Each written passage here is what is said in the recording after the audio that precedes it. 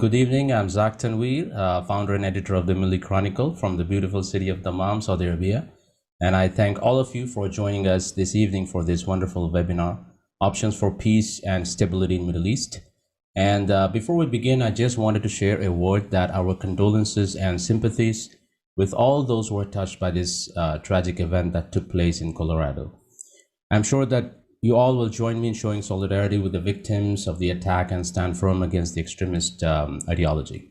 And the second thing is, I'm indeed thankful to Mohammed Abbasi of Association of British Muslims for motivating me and helping me to conduct this seminar. And this would not be possible if our esteemed guests like Mr. Tony Shaffer, Mr. Ahmed Quraishi, Dalia, Ziada, and Khaled, Hamoud, Alshareef would not have accepted our invitation to join this discussion today. And a couple of points before we start this session, that this program will be recorded today and we'll stream it on multiple Facebook pages on Saturday for our audience to watch and get benefited.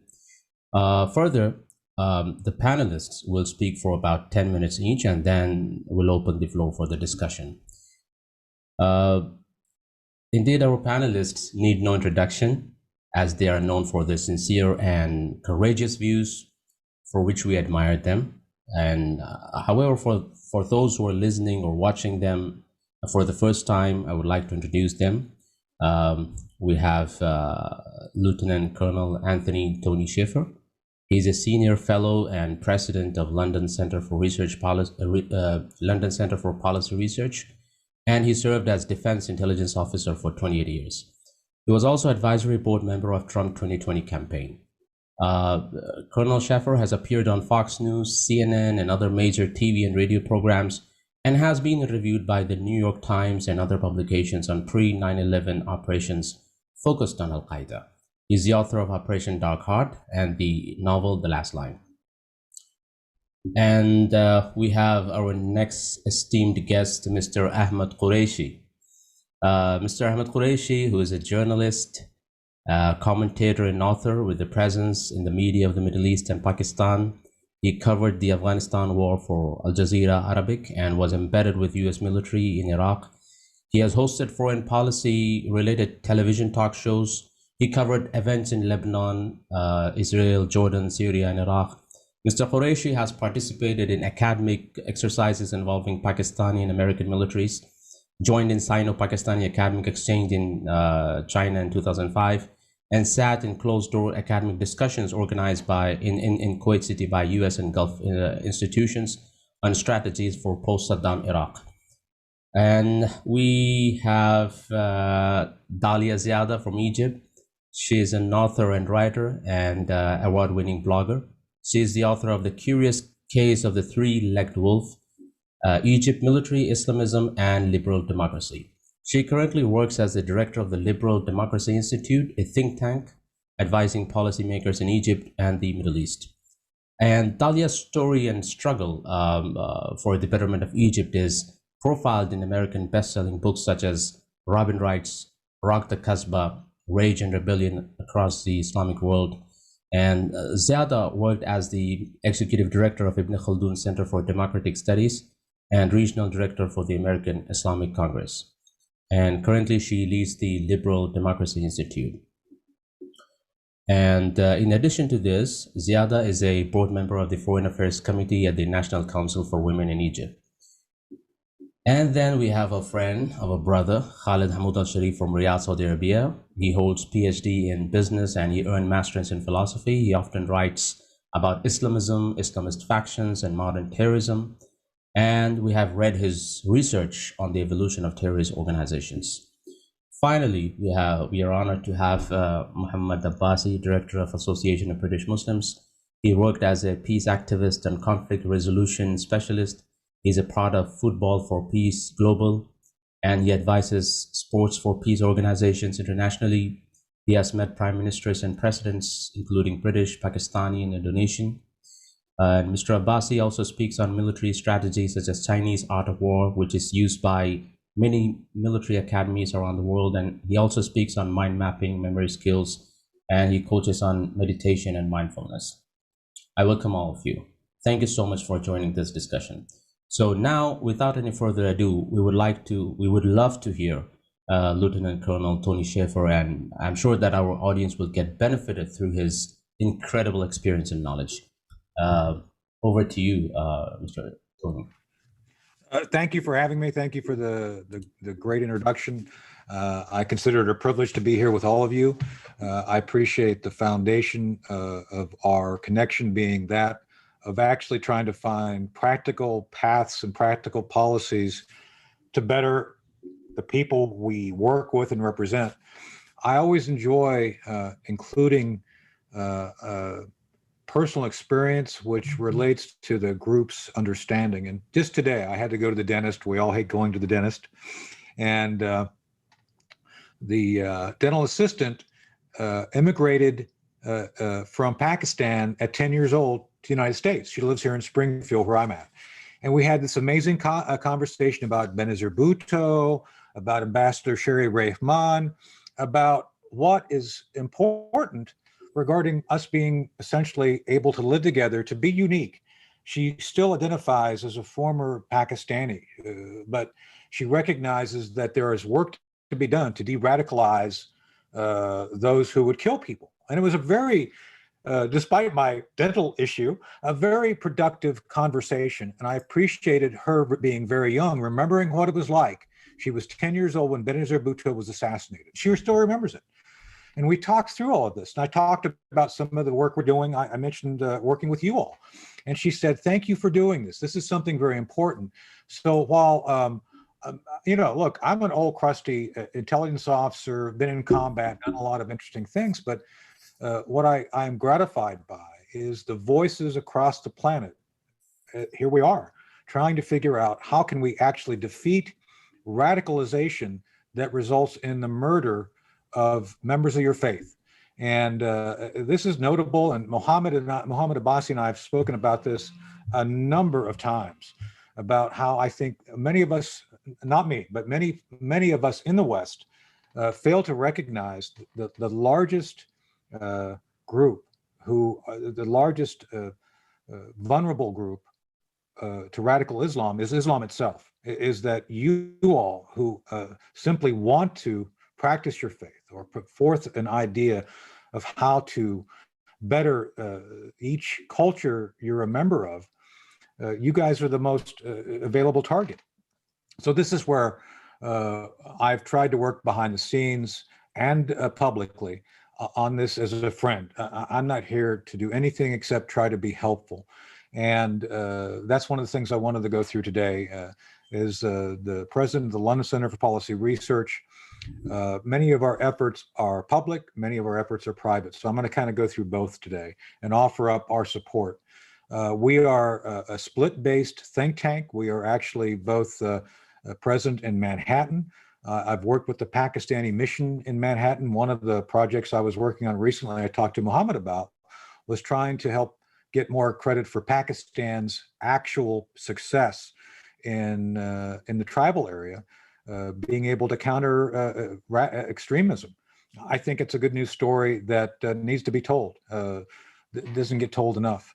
And so this is something that we do quietly behind the scenes. I work with members of the media to try to get them to go do the reporting. We were very close to a deal to have mainstream, three-letter mainstream reporter from one of the local, one of the national well-known outlets go to Pakistan to do reporting in the tribal area about Pakistan's suffering and their work to resolve this. And I think this is where more information is necessary for the United States, the public to understand.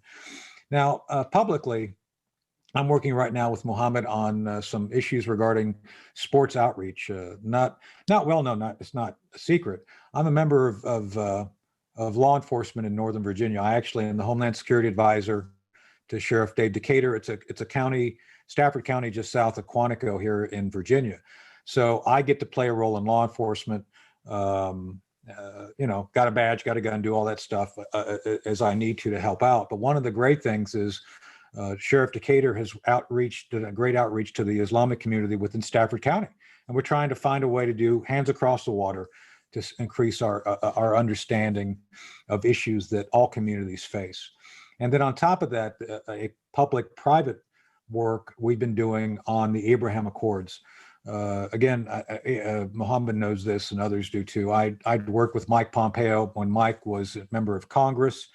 When he was over at CIA, this is not well known.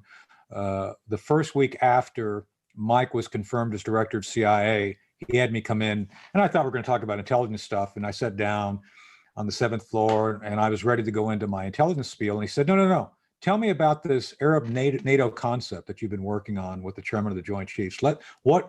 Tell me about that. I'm getting ready to go to Turkey. I want to start looking at how we can be helpful. And next thing you know, he's Secretary of State working what he did. So that's what we want to do as a think tank. It's not about who we know. It's about who we know that can do something, that can be effective. And so my board measures my success not on how many papers we write, not on how many podcasts we make. It's more about how can we involve ourselves effectively to be a good partner to those who want to do something, to accomplish something. And I know from many of you, from your story, from your histories, from your work, the politics of both extremes, left and right, seem to really detract from our ability to make progress. And I'm using small p progress, not big P progress to find effective policies and establish effective paths forward. So that's why I am indeed honored to be amongst you today, to have this time and ability to speak about this. Saudi Arabia plays a huge role in going forward. Egypt, I've been talking to members of the parliament there. They want us to start outreach again. Mohammed and I have always been in touch. We always are looking for opportunities to do things. Some of you may know I actually spent some time at Warwick University back in 2016, doing some work with them on intelligence and counterterrorism issues. So we're not in this for purposes of building our Rolodex. We're not in this to self-aggrandize. It's not about, it's not about me. It's not about the center. It's about how we can be a good partner and trying to work with you all. So I think that's all I wanted to say today. We do a broad range of outreach. I do a lot of media here in the United States. I do a lot of BBC. I've been on some very colorful interviews on BBC4. Some of you could probably track that down, where the presenter was telling me how I was thinking about things, which was very interesting. It's always good to be told how you think about something when they ask you a question. Also, we have Thought to Action, our own internal podcast we've started. Just had Ambassador Rick Grinnell on recently. For those of you who actually track U.S. media, Kirstie Alley and I are friends. Lieutenant Savak from Star Trek II, The Wrath of Khan. We're going to have her come on and talk about some of her experience being bullied on the internet and some of the things like that. So we do a wide range of things. We are here as a partner.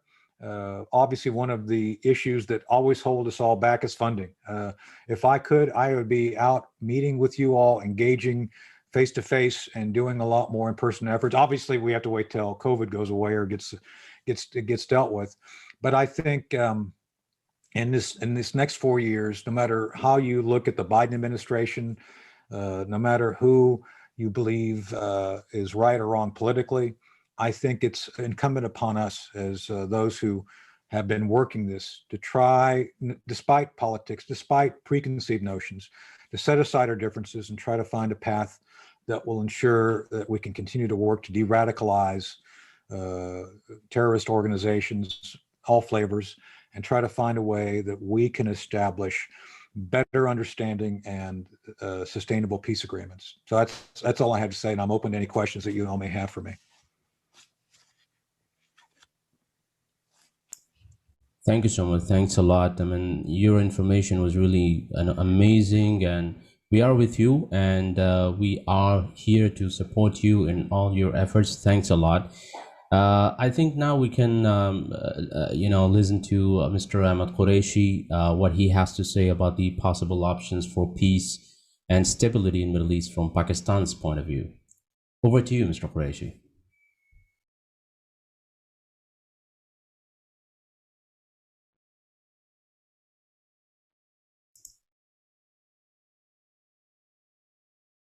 Would you please unmute? Yeah, I'm sorry, it was not unmuted. So thank you very much, Zach, and really great to be here with this very distinguished panel. Great to listen to Anthony moments ago. That was a great insight. I'm looking forward to listen to the rest of you. I'm just gonna share a few points with all of you, and I hope, you know, because all of us, frankly, are involved in public policy issues, and we talk and we listen, and there's so much to process, and I think here it'll be much better if we just simply share quick points. And from where I sit in Islamabad in Pakistan, there are 3 or 4 points, very key, very important, that I'd like to share with you. One is that while there is no dearth of historic moments in our region, in the wider Middle East region, but this is by far, I think, the most interesting time. I'm sure all of you agree.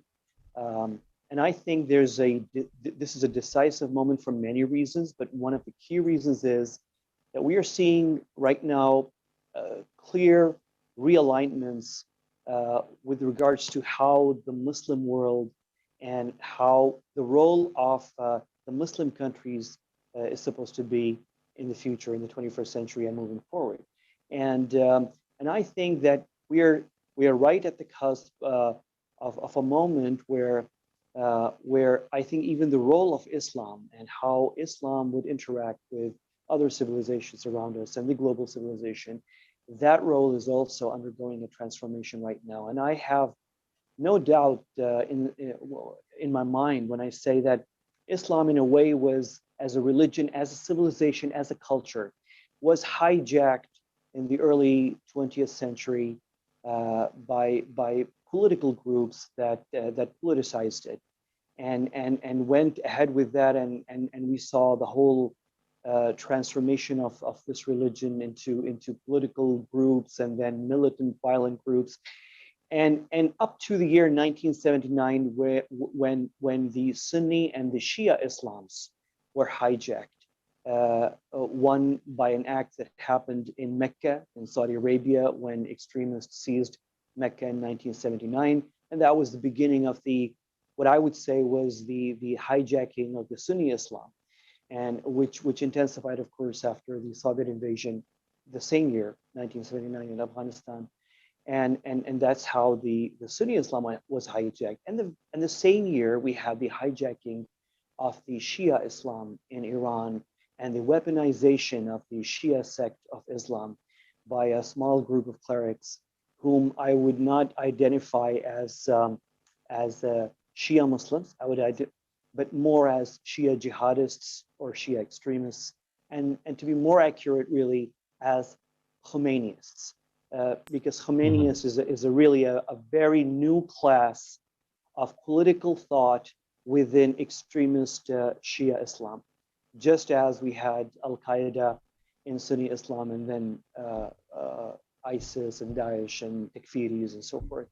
So in 1979 was a key moment, and the hijacking of Sunni and Shia Islam, and I would say.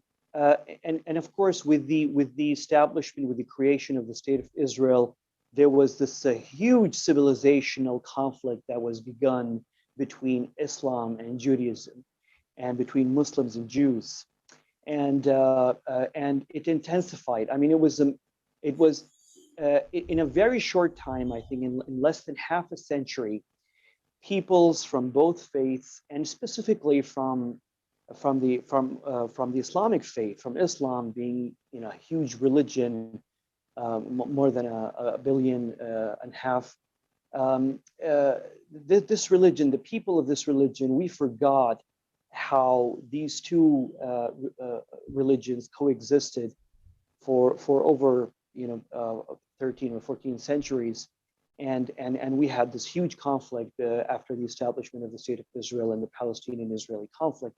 And I think this is a time, a moment, and this is very important to realize. And I think I find myself focusing a lot on this point, that right now this is a time where we need to redefine this conflict between Muslims and Jews, that was twisted by many of the extremist religious groups in both Sunni Islam and also in Shia Islam.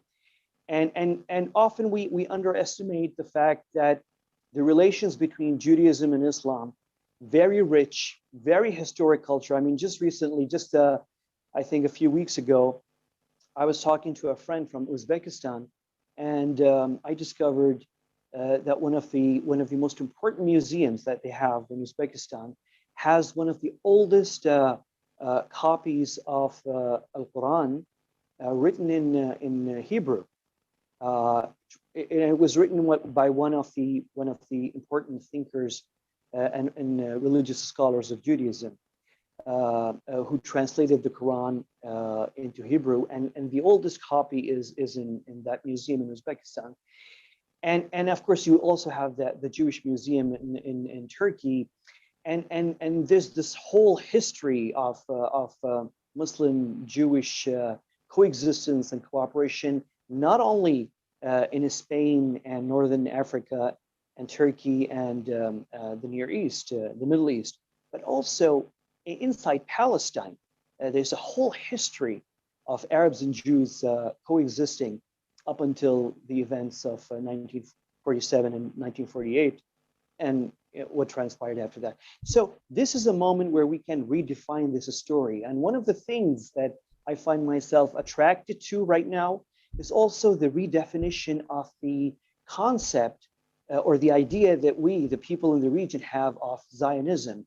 So, for example, where we, the people of this region, have embraced the national movements of Arab nationalism, the Turkish nationalism of Kemal Mustafa Pasha Ataturk, the Iranian national movement of early 20th century, the Pakistani independence movement, and so forth.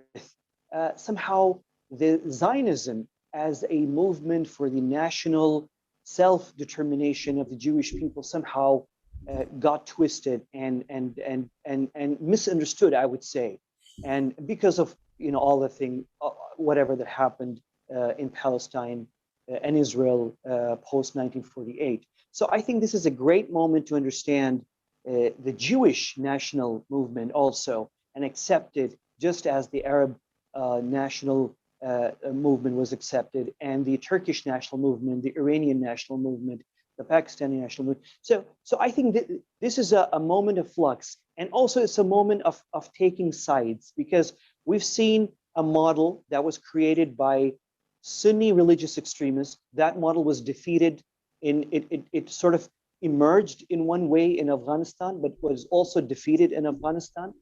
But then we have a Shia jihadist model that is yet to be defeated, that is very strong, that has the allegiance of possibly millions of people. And then we have a whole state in the shape of a large, rich country, Iran, that supports that ideology of extremism, of conflict in the region, of divisions, of opposition to peace overtures, whether they be between Arabs and Israelis, or they be in Yemen, for example, or in Afghanistan, even for that matter. And we saw political developments in Turkey, where we saw the reemergence of a political thought and ideology in the past, I would say, couple of decades, that tried to, again, I would say, hijack Sunni Islam and take it in a new direction. So I think it's a great moment to really make Muslims, first of all, aware of these multiple attempts to hijack Islam, whether it's Sunni Islam or Shia Islam, and to make more and more of our people understand, to have pride in their religion for sure, but at the same time to be wary of attempts to hijack their faith for political agendas in different parts of this very interesting region. So it's interesting times, and I think if we can create enough awareness on these few points, I think we can settle many of the conflicts. I would say, we have a huge cultural war taking place here in the Middle East, just as for example, we've seen recently in the US, and we see right now happening in the US, for example. Frankly, it's all over the world. So we have this huge cultural war in the Middle East. It's more deadly in the Middle East because cultural wars in this region have a tendency to turn into huge, major religious wars and conflicts. So it's interesting times, and I'd love to hear your thoughts, all of you, on this. Thank you very much. Thank you very much. And Mr. Ahmed Quraishi, I've been following you on Facebook, and I see that you're making incredible efforts, especially in Urdu language, to educate our people to come out of the ignorance and to understand that the conflicts and the fights will not yield anything. I really appreciate, and we in fact really appreciate your efforts. We have some interesting questions to ask you about what you have mentioned about Pakistan and Israel, but I think we'll come to it later once we hear Ms. Dalia Ziada about what she has to say about the possible options for peace and stability in the Middle East from Egypt's point of view. And we know that Egypt has played a huge role during Arab Spring 2011 and how it came back to stability. So we would like to hear to Dalia Ziada. Over to you, ma'am.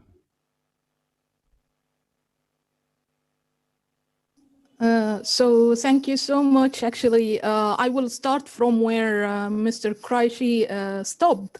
It's the point of being a Muslim who is usually being accused of being Islamophobic when you try to fight against the extremists who claim or who speak in the name of Islam and represent themselves as the only people who are like representatives of God on earth. I remember even when Egypt and Arab Gulf countries, Saudi Arabia and United Arab Emirates and Bahrain started their campaign against the Muslim Brotherhood in Egypt. They were attacked in international media, international news, and even in Western newspapers like the Foreign Policy and reputable newspapers were attacking them and calling them Islamophobic just because they were trying to fight against the extremist groups like the Muslim Brotherhood. And the point and the problem here, actually, if we look back long before the Arab Spring, how these groups, political Islamists, were able to hijack our religion and represent themselves as the only speakers in the name of this religion.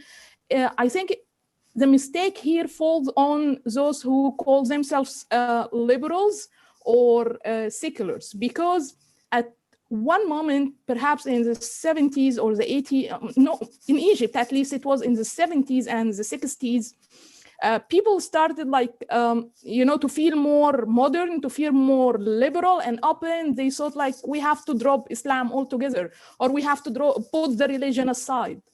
This gave an excellent opportunity to extremists to abuse Islam and abuse religion to control the grassroots people. And we have seen this actually manifesting in Egypt's case, at least after the Arab Spring, after our revolution in 2011. I remember in this revolution, most of the people who participated were mainly young people. I was one of them. We were young, working for liberal democracy. This was our dream, and this was the goal we were fighting for. And then all of a sudden, only a few months after the revolution, we found out that the only group that was able to make it to power was the Muslim Brotherhood. And that was not like what is usually written in media, that they were the most organized and the most so and so. No, it was simply because they had control over the grassroots people, over the majority of the people who were suffering, from the corruption of the former regime. They did not have access to proper food, to proper health care.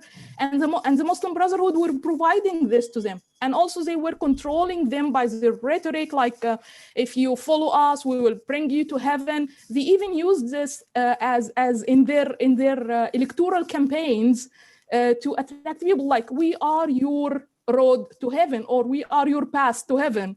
So you can imagine how they brainwashed the minds of the people. And even after we successfully got rid of them in 2013, they tried to do the same thing in the West. They tried to brainwash the minds of the West by claiming that they are a political opposition group. They represent the majority Muslim people in the Arab world, which of course is not true. And I think the main reason why we are stumbling on the way to building a democratic state up till this moment is simply because of the Islamist extremists like the Muslim Brotherhood, who were trying, or still actually trying, to hijack our revolution and our hope for democratization. So the first step is to control them. And I think we have to be optimistic about that. Containing or quarantining the Muslim Brotherhood, I think, is already happening right now with all the efforts for reconciliation between important countries in the region right now. We have seen, for example, reconciliation, the Gulf reconciliation that happened in January between Qatar on one side and Saudi Arabia, United Arab Emirates, Bahrain, and Egypt on the other side.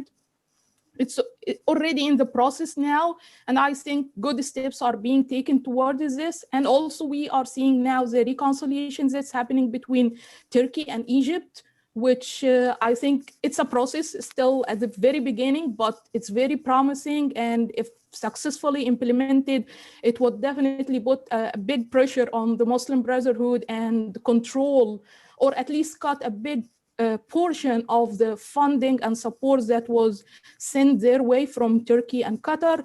Also, very interesting move happened in the past months is our rapprochement with Pakistan.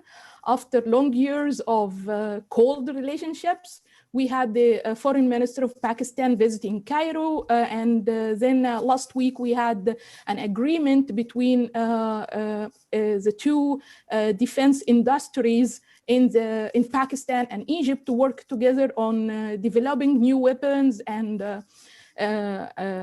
working more on military issues. All these things tell that countries are, I think the states, even more than the people, are now realizing that they should not give much space or another opportunity for political Islamists or extremists to take a space bigger than what they deserve. Speaking about Israel, even look now what's happening between the United Arab Emirates and Israel. A lot of initiatives, even on popular level, for approaching each other, for understanding each other, and breaking decades of misconceptions.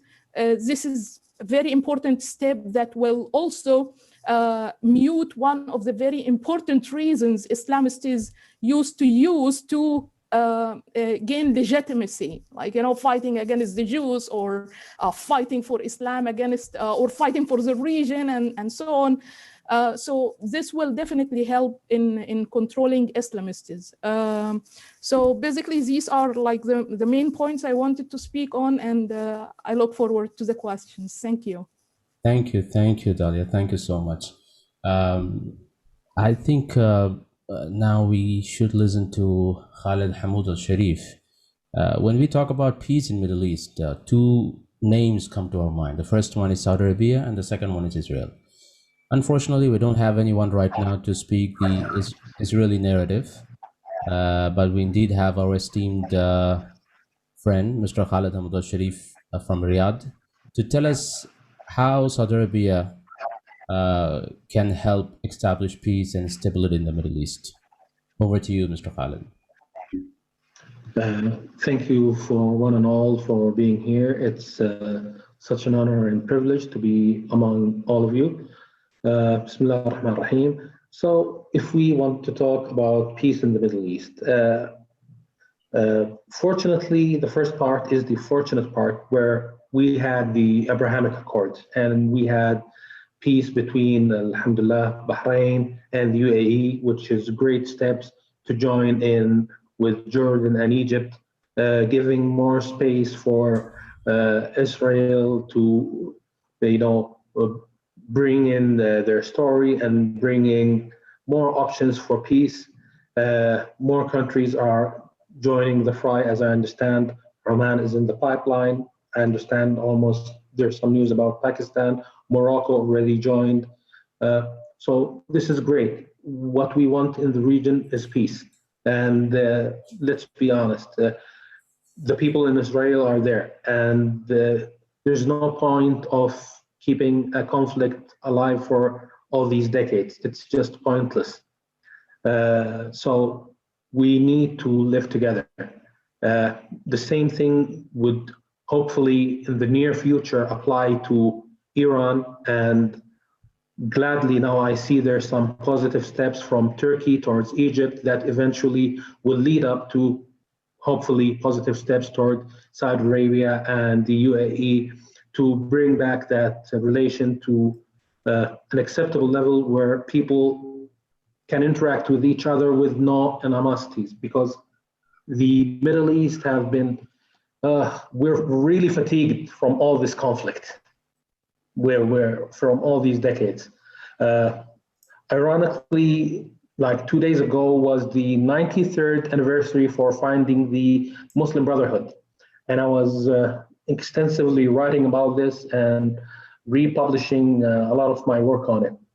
And I got invited into a room of Saudis, and I was really glad and honored to be there because I saw liberal Saudis, conservative Saudis, and Saudis in the center, and they were speaking the same mindset.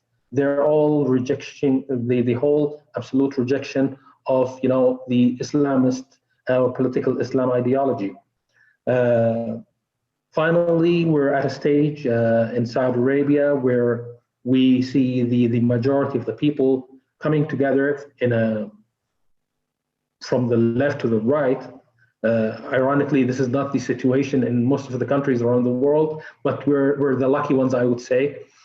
So I was part of that room, and we were having discussions about the Muslim Brotherhood and the members of the Muslim Brotherhood in Saudi Arabia who's jailed, especially the key members like Sulaiman al-Awda, Awad al-Qahtani, and others who were prominently urging people in 2003 to go and bomb people, mainly American soldiers in Iraq.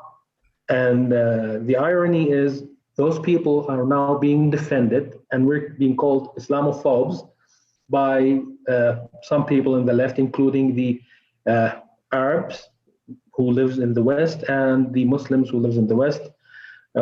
Maybe some of them have the Islamist ideology, maybe some have the influences of the Ba'athist Arab pan-Arabism.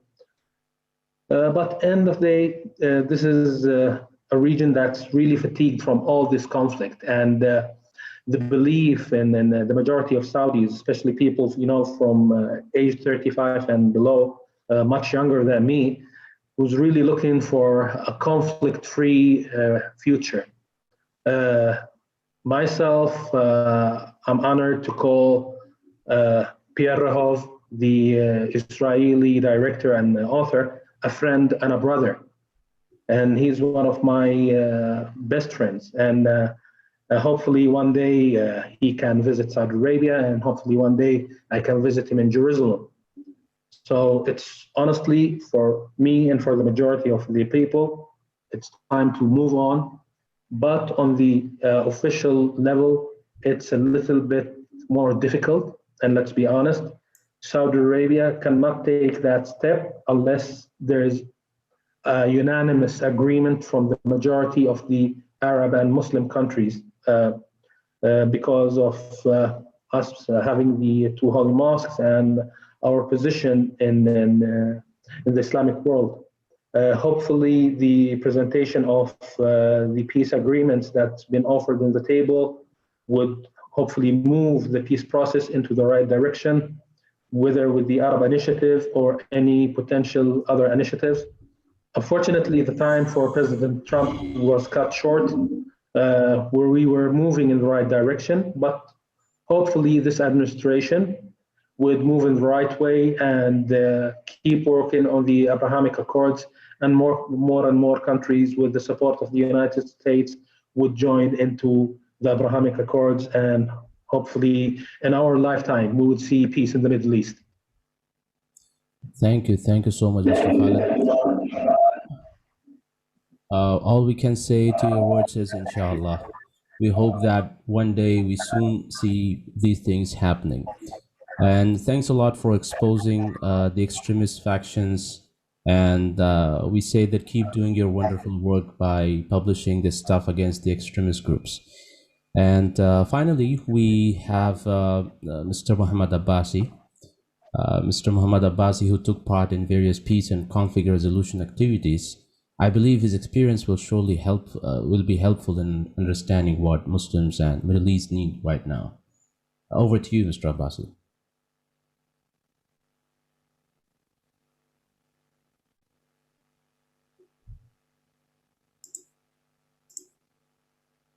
Would you please unmute yourself?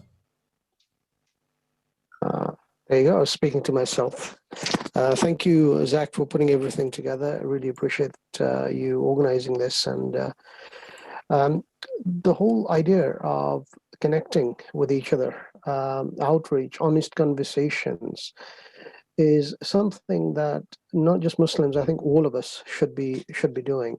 There is really, for a person who follows faith, not just Islam, there is no us and them. There's no me and you, or we're all the creation of Allah, of God, of Brahma, of our Creator.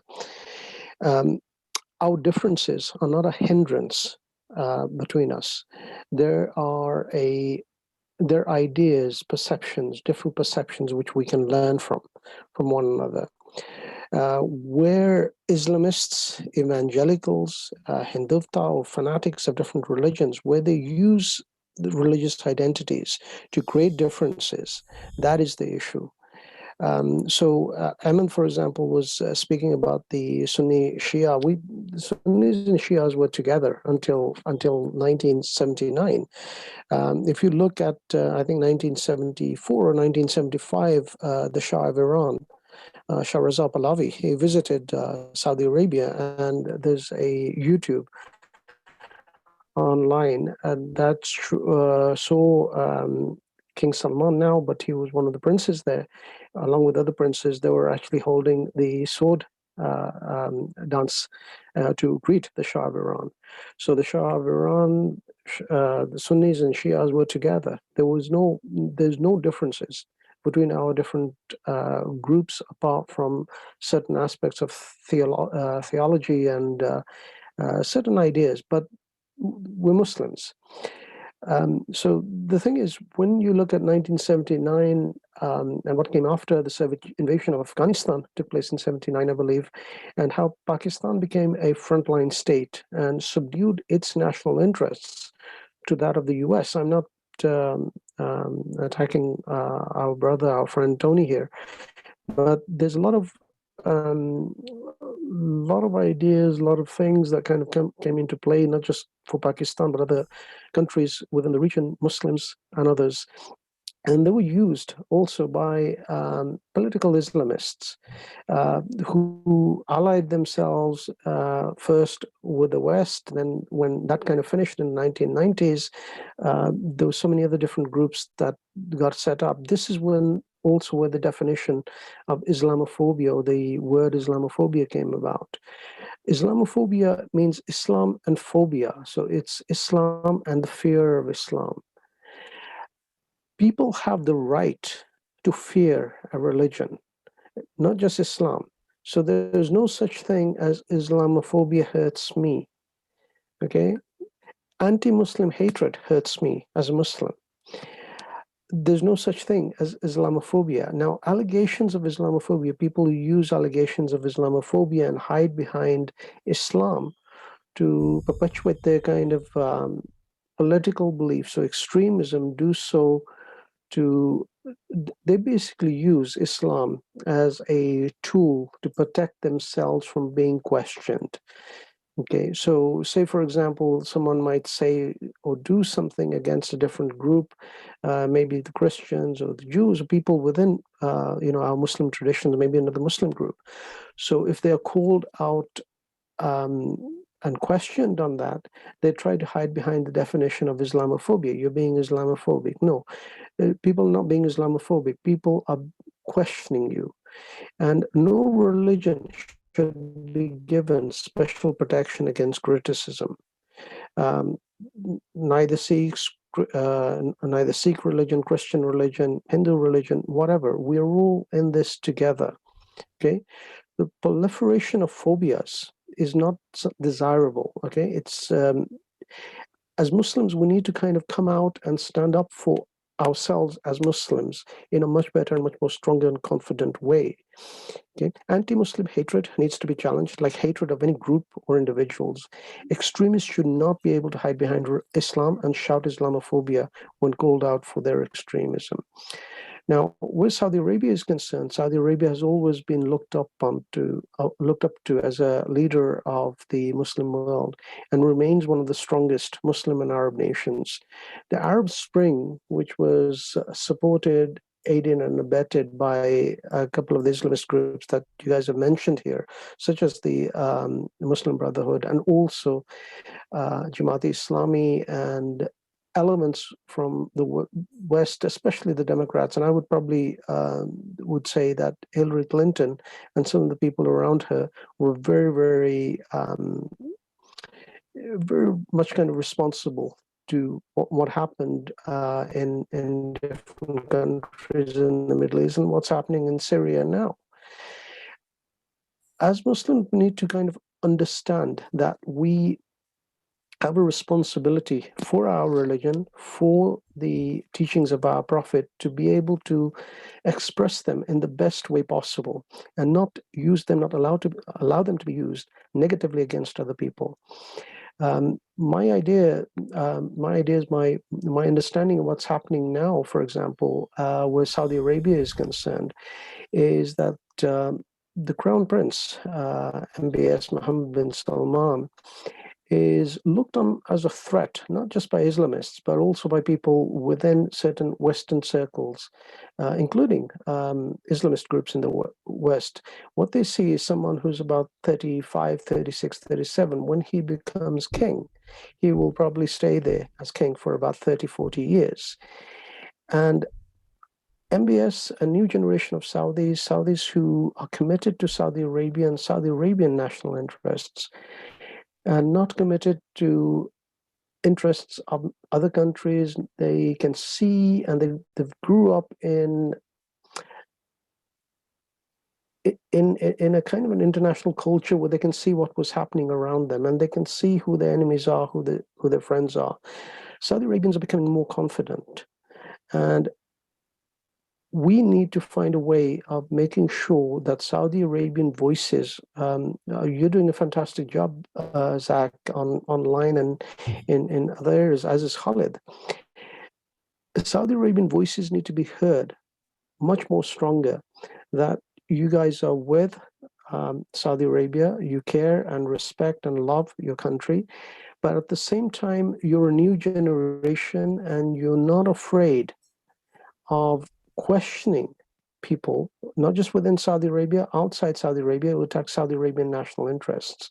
So as a Muslim from Pakistani background who's here in the UK, I've seen the kind of rise of extremism here in the UK among some circles within our Muslim community. These issues are being tackled a lot more by British Muslims and other people here. But what I see that in Saudi Arabia, Saudi Arabians are kind of standing up a lot more stronger for their own country, but they also need to now show the way of, for other nations such as Pakistan and other countries, how we can all work together to tackle extremism and promote peace. So Zach, that's my 2 words. Thanks a lot. Yeah, thanks a lot. Thank you very much. We have received some questions, so I think I need to ask these questions to the panelists. The first question is to Colonel Shaffer. This is in context to what just Mohammed Abbasi mentioned about MBS, Crown Prince Mohammed bin Salman, getting attacked every now and then. So the question is regarding the Khashoggi issue, which was recently, came into light. Saudi Arabia accepted the problem and they held the criminals responsible. And in fact, Khashoggi's son, Salah Khashoggi, he thanked Saudi leadership for that. Despite that, some people in the Biden administration are still witch hunting MBS, while thousands of journalists in other countries are missing and Iran is killing a lot of people. So the question here is, what is the main problem with Saudi Arabia? I mean, what is the bone of contention? Why MBS is in the line of fire? Excellent question. And I'll give you what I believe to be the correct answer and the political answer. So let's start with the political answer. The answer the Biden administration would give you if they were asked this question is, oh, well, the Trump administration did not hold Saudi Arabia accountable and they were trying to facilitate bad habits. I would argue the opposite. The actual answer is, I think President Trump, and keep in mind, I was not directly involved, but I did monitor this from the policy perspective. I think the Trump administration did the right thing. They put pressure on Saudi Arabia to do the right thing. It's not our job to police Saudi Arabia. Our job is to try to facilitate doing the right thing. So I think, unfortunately, what we're seeing from the Biden administration is trying to gain political leverage for their own reasons, nothing more. And this is where I believe it's in our interest as a group. We are here today speaking, and others who will listen to our words, to try to make sure that we stay out of the politics of some of this blatant politics that I think is what's happening here. So do I believe that the Trump administration did everything it could regarding the Khashoggi issue? No. Do I believe the Saudi Arabian government has done everything they can? No. But I think it's moving in the right direction, and it's not America's job to tell the Saudis how to handle their own issues. It's tragic. I would never endorse what happened within the Saudi government regarding Khashoggi. With that said, I think it's being politicized by the Biden administration for the wrong reasons. I hope that's an adequate answer. Thanks a lot. Thank you so much. We have received another question for Mr. Ahmed Quraishi. Mr. Ahmed, you just mentioned about peace with Israel. So this is something related to that. 3 months ago, you say that Pakistan and Israel are on the cusp of making their decades-old secret ties public, right? By going at the official level.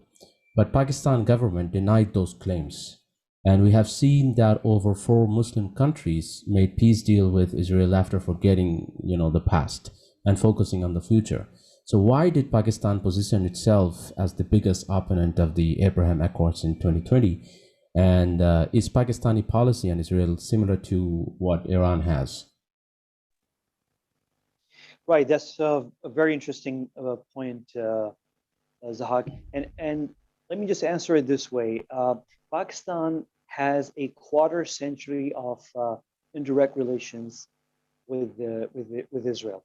Almost all of the key close allies of Pakistan in the region have very strong diplomatic and military relations with Israel. And the UAE, Bahrain, Egypt, Jordan, Turkey, China.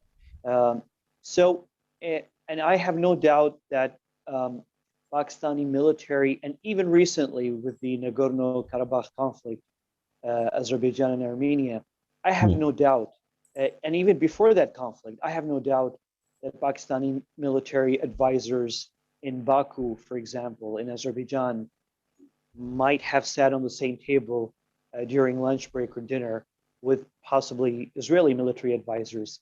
As you know, they played a key role in the last conflict, Nagorno-Karabakh.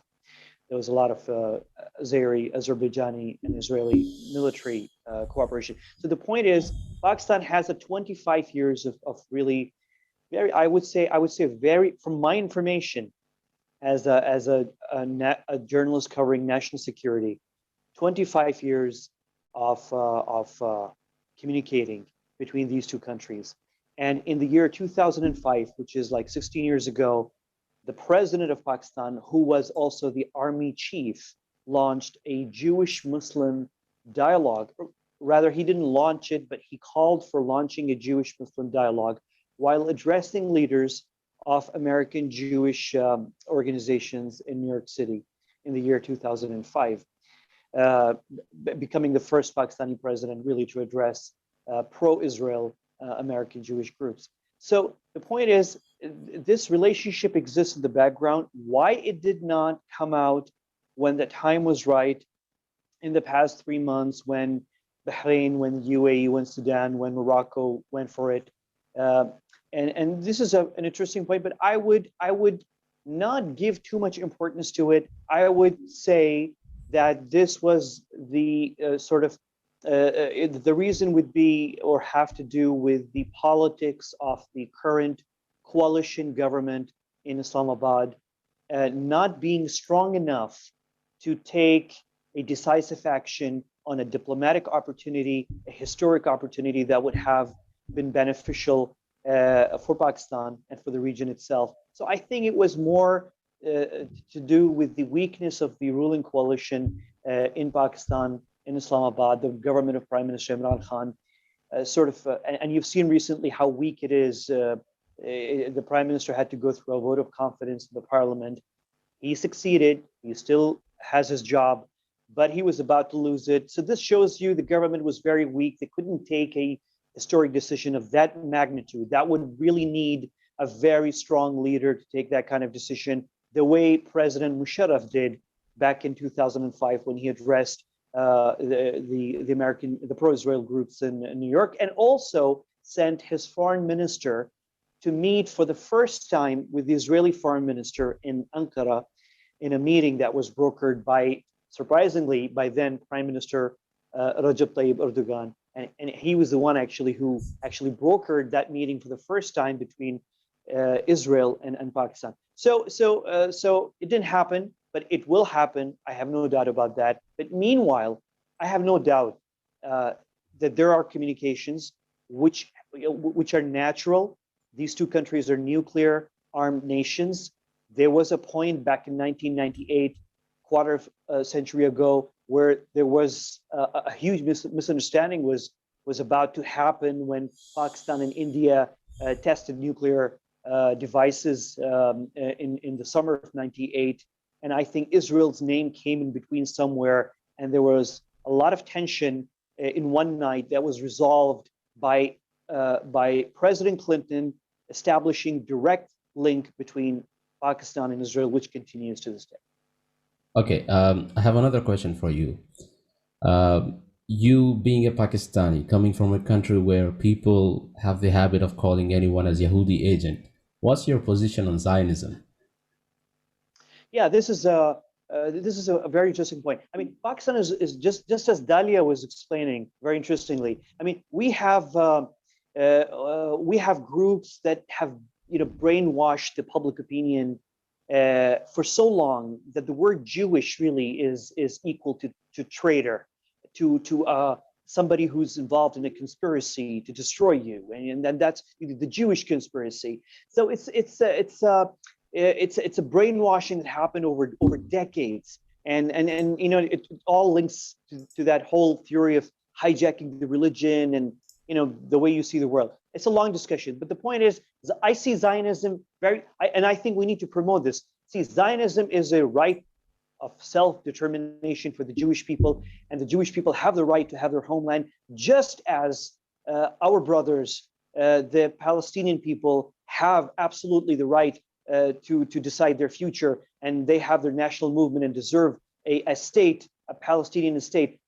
The same way, I think we need to view Zionism not as a conspiracy against this region, not as the claws of Western or European imperialism in our region. No, we need to see we need to redefine Zionism here in this region as the right of a people, the Jewish people, to have a homeland, and they worked for that, and good for them that they did.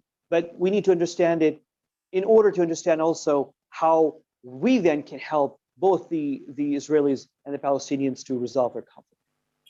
Thank you so much. We have a question for Dalia. This is in context of Libya.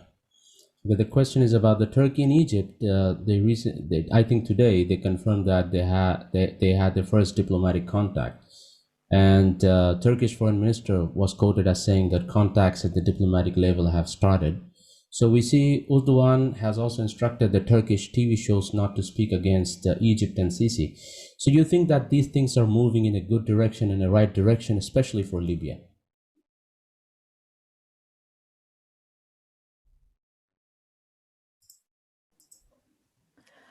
Yes, thank you, Zahak, for the question. I think, yes, of course, any rapprochement between Turkey and Egypt will be a great step, a great thing for the whole region. Not only in the fight against Islamic extremism, which unfortunately used to be supported for so long by Turkey, against the new regime in Egypt, which stood strong against this extremism, and other Arab countries in the region too, who stood strong against the expansion of extremism in the region. Not only in this regard, but also it will be beneficial for many conflicts that are now open in the region. And the first of these conflicts is the conflict in Libya. I'm sure you've been following over the past year what happened when Erdogan tried to abuse the crisis in Libya and the civil war in Libya to serve his own goals in the Mediterranean, to have leverage over in his negotiations with Greece over the disputed areas in the Mediterranean. And he even tried to abuse the Libya case to pressure other Arab countries like the United Arab Emirates and Egypt in particular. And we have seen like threats going on from here and there. It was crazy. Until actually this December, when the tension was escalated to its highest, and actually there was a serious threat that the militias in Libya, I mean those divided between the west and the eastern territories of Libya, as you know, the ones in the eastern territories are supported by Turkey. The ones in western I got confused. Okay, the ones on the west are supported by Turkey. The ones in the east, closer to Egypt, are supported by Egypt and the United Arab Emirates. So there was going to be a conflict which was going to be bigger than the size of Libya or the immediate conflict between the divided people in Libya. It was going to be a regional conflict.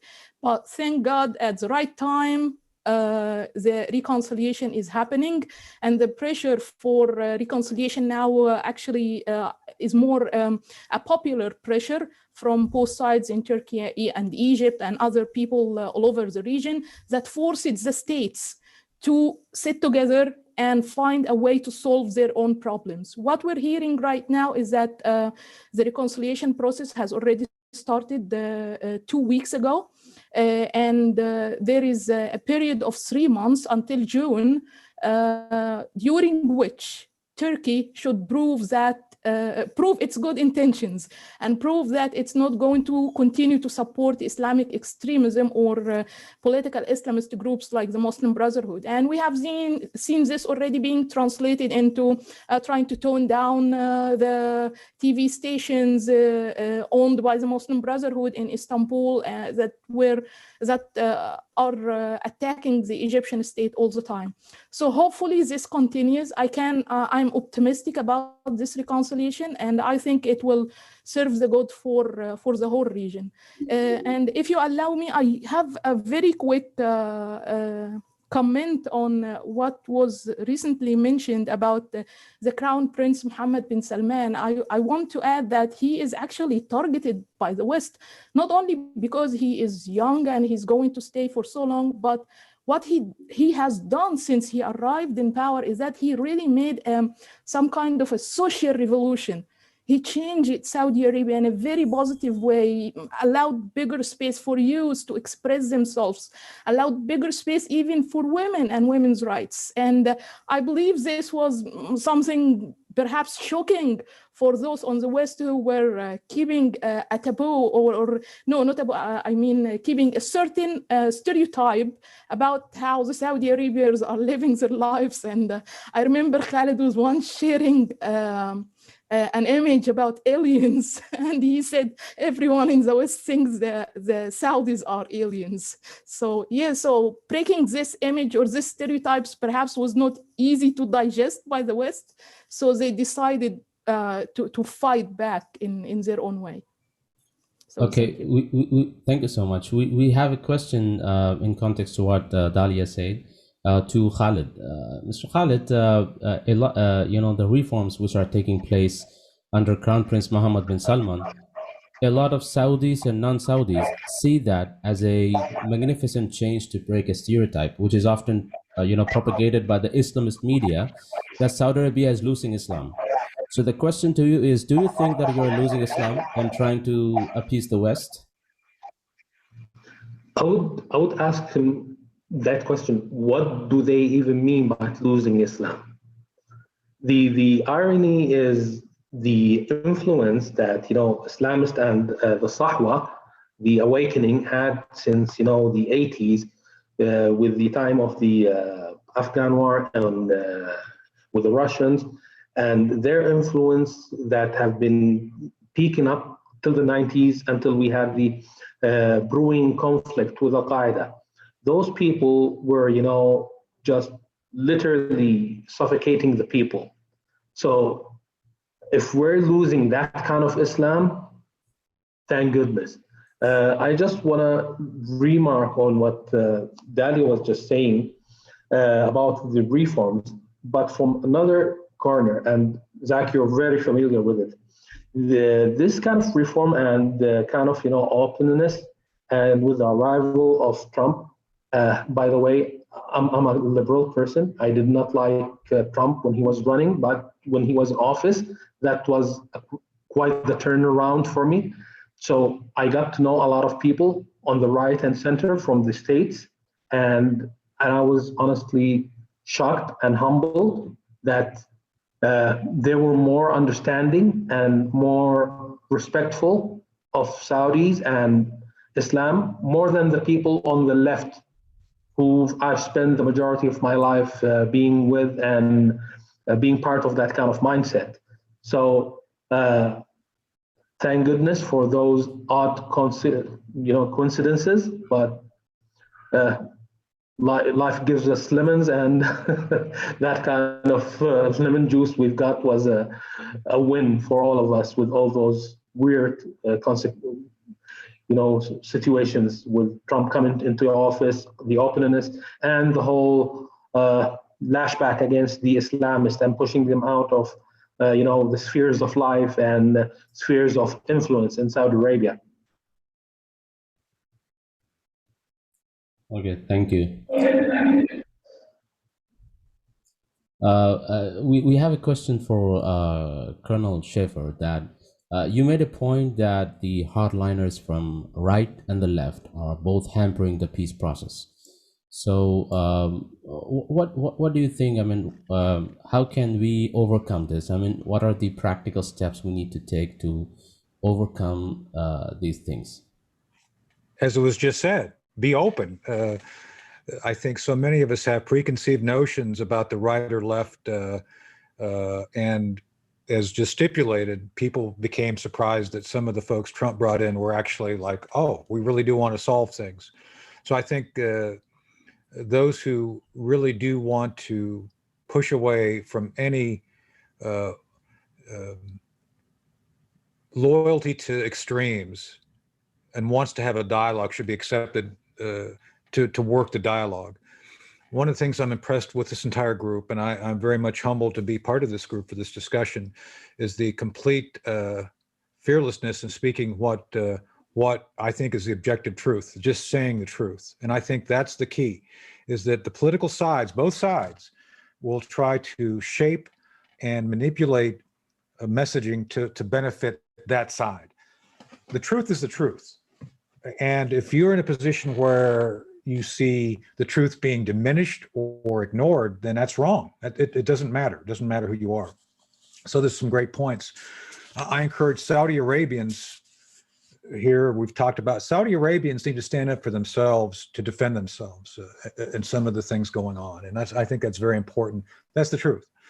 The idea here that people want to coexist and find a path forward to stop the old conflicts, that's the truth. Now, a lot of the old political parties will not benefit from that. They don't benefit from resolution. They benefit from continued drama. And I think that's the thing I've observed here in the United States. I consider myself conservative, but my conservatism is based on I want to solve things. I don't want to continue to generate process just to show something's going on. Let's get to the bottom of this. And so you all have said the same thing. There's a lot of political things that have happened in the past that set both the Sunni and Shia off on different trajectories, but both incorporated violence. So this is where I find that this group is very important. I know that one of the things I believe was important to this dialogue actually happened back in January of 2015, the 1st of January, when President Al-Sisi went to the, I think it was the, I'm terrible on names, the Al-Azhar Mosque, and talked about the need to reform Islam, to remove, to purge the religion of extremism and intolerance and violence.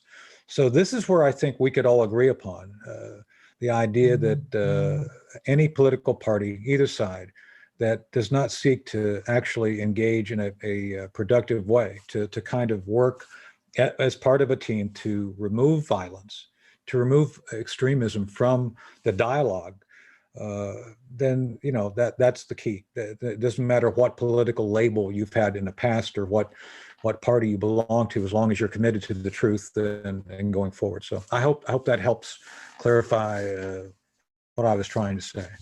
Yeah, thank you so much. I mean, it really helps us, and we wish that we will definitely try to do what you say. We have a question for Ahmed Quraishi. This is an interesting question. There was a news that Pakistani government was under pressure from the Gulf nations to recognize Israel, and based on this, a lot of Pakistani YouTubers made money. So what do you have to say about this? Yeah, I think it's one of those ridiculous stories that was deliberately planted. There's no question about it. The funniest part of it was that, unfortunately, and it's an unfortunate thing, that Prime Minister Imran Khan, during one of his interviews on TV, very quickly mentioned that I'm under tremendous pressure, for my government to establish diplomatic ties with Israel. And he just mentioned it and moved on. And I think a day or two later, his very own Ministry of Foreign Affairs denied formally that there's any pressure and there's no truth to these stories. So it's true because, from my understanding, from my coverage in Islamabad and also in Gulf states, relations between countries like Saudi Arabia and Pakistan and Egypt are not relations based on coercion and pressure. These are relations based on have been built over decades, very strong strategic ties built on mutual understanding. I'm sure there have been consultations, but I just cannot imagine that there would have been pressure per se. Nobody could apply that kind of pressure on anyone in these kind of situations. This is just simply not possible, especially when allies are concerned. So I think it was a ridiculous thing, and I think there was a lobby in Pakistan that was trying to create deliberate misunderstandings I noticed that. I noticed in the Pakistani social media, and we have all these information influence operations, and I noticed all of a sudden these posts popping up with these posters and memes ridiculing countries, specific countries such as Egypt, because it established ties with Israel, or was one of the first Arab countries to do so, the very first Arab country. And also, of course, after that, Bahrain and specifically the UAE. And also, of course, the Saudi Crown Prince Mohammed bin Salman. And I just would like to say one thing here. I think it's very important for like-minded people here across our region, really, to support the Saudi experiment, and especially what Mohammed bin Salman has done, because this is historic. This is historic. I mean, anyone who's a Muslim knows that what Mohammed bin Salman, the Crown Prince, has done is generational, is impossible. You would have needed, nerves of steel to take the decisions that he has taken. Being a Muslim leader in a Muslim country in this kind of a region, very risky, very, very risky. I think what the Saudi Crown Prince has done is no less significant than what at one point other modernizers who came in the Arab and the Muslim world did. And there are many leaders in different Arab countries and different Muslim countries who came and who tried to modernize their nations. And people misinterpreted that as going against the religion and tried to like twist it and present it in a different way. So I think like-minded people need to, number one, support the Saudi experiment. And as Anthony just said, more Saudis really need to come up and tell their story. We need to hear more people like Khaled, more and more people who come out and tell their side of the story. I know there are amazing young men and women from Saudi Arabia who were sent on scholarships all over the world, universities, to study and come back by the Saudi government. And they return to Saudi Arabia with new knowledge, new insights. And these are the people who are driving now the Saudi economy, the Saudi openness. And I think these people need to speak up. That's number one. And very quickly, I think we need to also get on board, bring on board some of the Shia Muslims in this region, from Iran, from Iraq, from Lebanon, from Saudi Arabia. And I know some very amazing people in Saudi Arabia, in Pakistan, Shia Muslims who are opposed to Khomeinism, who are opposed to, just as we have Muslims who are opposed to extremism in Sunni Islam, we need to bring on board Shia Muslims who are opposed to Shia jihadism and extremism, which has a name, and it's Khomeinism. It's an ideology. It started at a certain year in 1979. I think we need to bring those people on board as well. I feel often when I sit in various forums, I feel that there's something missing. We're missing those people. We need to have them also on board. Yeah, thank you, Ahmed. But let me tell you one thing, that in fact, we decided to get them for this discussion. And in fact, I spoke to some of the Shia Muslims of Iran, but unfortunately they were busy with the Nowruz holidays, and they said that they couldn't join. But I'm sure that in the next discussion we'll definitely have a very interesting question for Ahmed, Mr. Ahmed, especially related to what's happening between India and Pakistan. Bajwa, General Bajwa, he recently said that bury the past. And Modi also tweeted in favor of Imran Khan, and Modi congratulated Pakistan on National Day. And we read that Indian Army will do, joint exercise in Khyber in future. So since India and Pakistan are both strong allies of Middle East, do you think that this change in attitude between the two countries bringing more strength to Middle East? Yeah, just very quickly, I know it's a boring subject and people get, tired very quickly when the issue of Pakistan and India comes. It's just one of those stories that never go away. So it's a boring thing. Just very quickly, there's no question it's a very old dispute, but people forget that Pakistanis and Indians, despite all the wars they went through over the past 7 decades, these two countries actually never stopped exchanging, doing business with each other. And also, doing cultural exchange with each other. Never stop. So many of the Pakistani cultural products, TV dramas, movies were hit in India, vice versa, the Indian Bollywood industry and so forth in Pakistan. So these two peoples and countries have always, mingled with each other. And I think it's a good thing that we're coming back to that. And I think it's going to work out. It can work out. It's very easy to really fall back and go back to that state of conflict.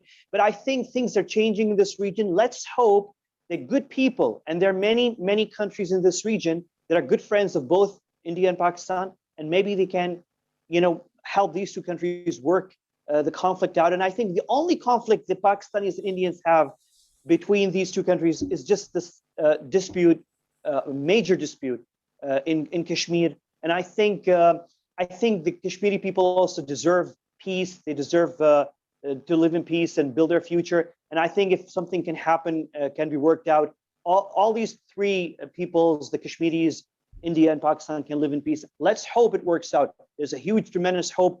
A lot of people are not happy as well, of course, in India. A lot of people are also not happy in Pakistan about these stories, but it happens everywhere. Let's hope it works out this time. Let's hope for that. Mr. Khaled, do you have any point to make?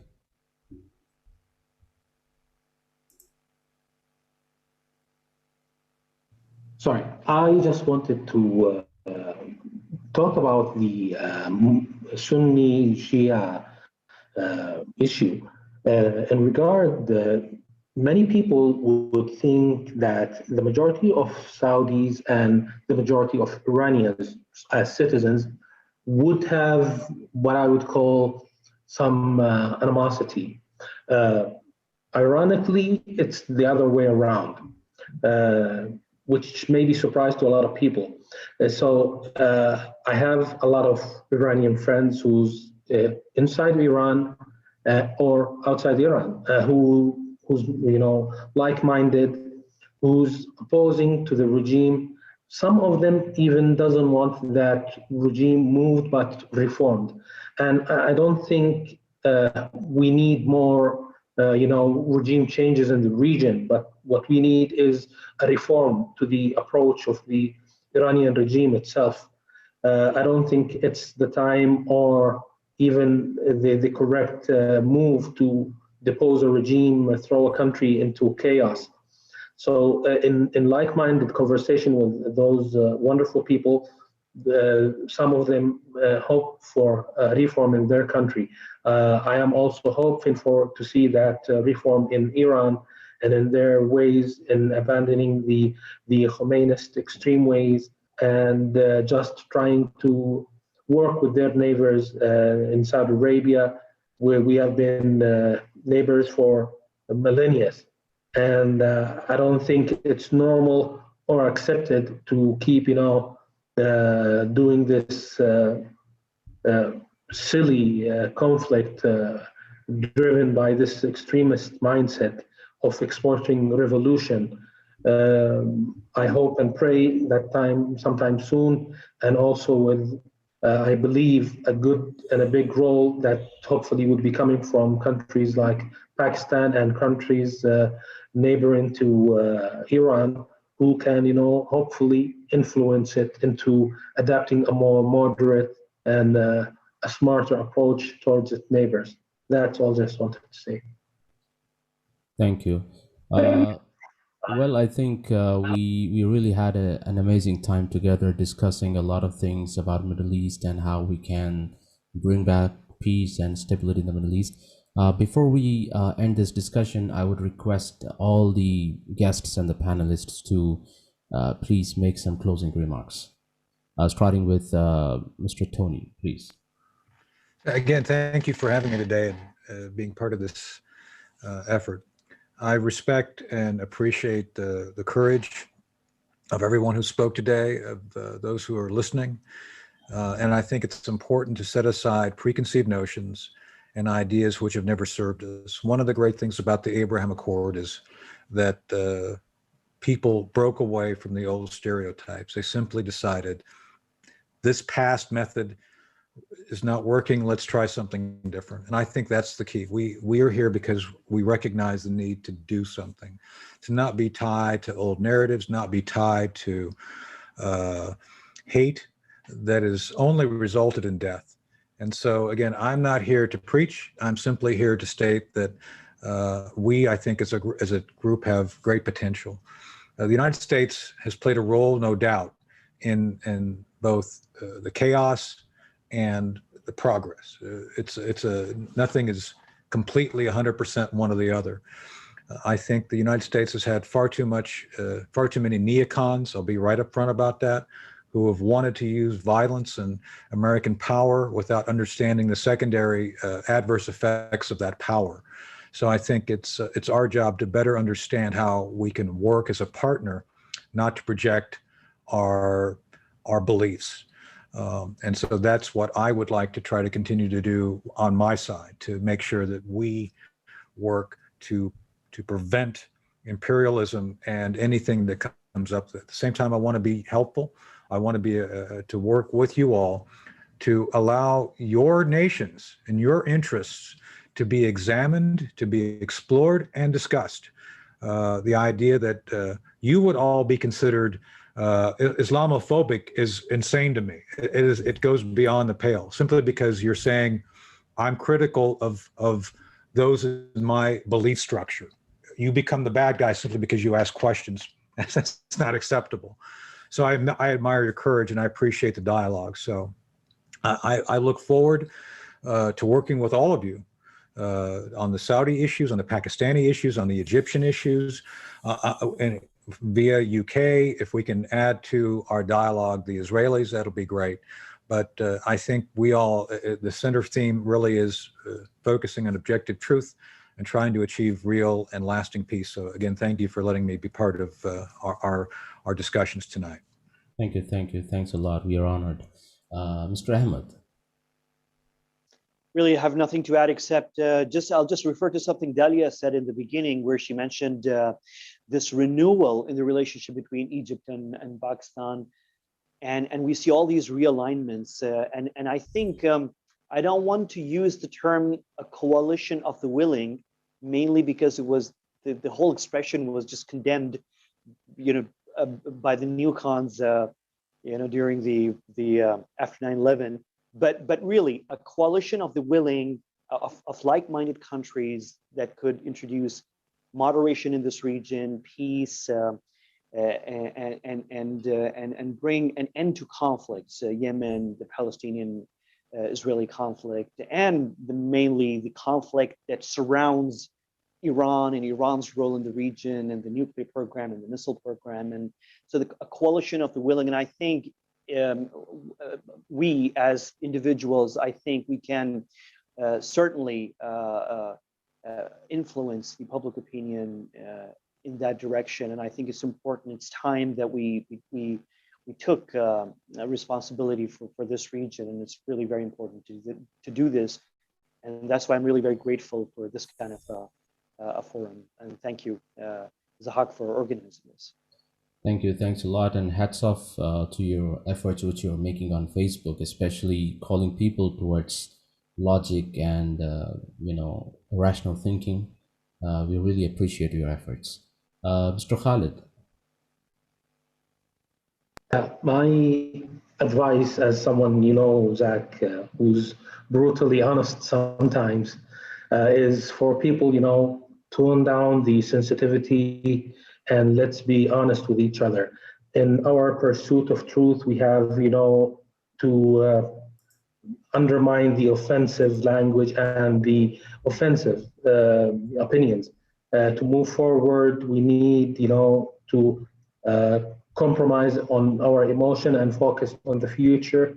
I pray that in our lifetimes we would see an everlasting peace in the Middle East, where everybody from Israel to Iran to Turkey would have normal relations with everyone in their neighbors, in their neighborhood. Let's hope and pray that day would come in our lifetime. Inshallah. Dalia, your turn now.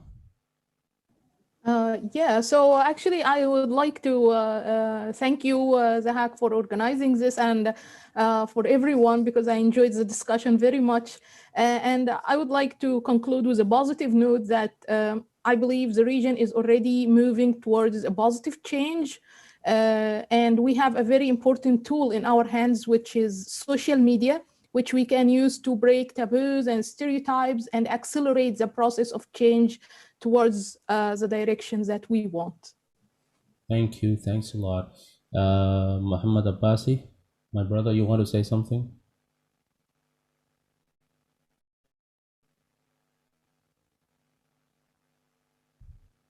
Unmute yourself.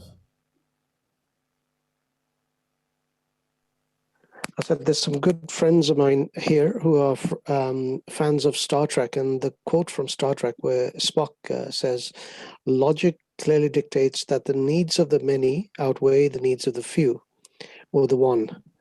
And where we are concerned, we are the many. We are each other. We need to now look at a way forward for the region, for our countries, for our people, and not be concerned by a few extremists within our midst who have got loud voices. What you're doing, Zach, is very good. I think we need to support you and build more such discussions. And, you know, with Khaled, Dalia, Ahmed, Anthony, all of us, we need to multiply this. And the more we make our voices heard, the more we will drown out those few loud voices. Well done, and I'm looking forward to the next discussion. Thank you. Thank you. And thanks a lot to all our guests, Mr. Tony, Mr. Ahmed, Dalia, Mr. Abbasi, and Mr. Khaled. Thanks a lot for sharing the amazing information and knowledge with all of us. I'm sure that our audience would have enjoyed this superb discussion, and I believe that we all will understand and will be, you know, a part of a movement to bring peace and stability across the world, not only Middle East, inshallah. Thank you so much. Thanks a lot.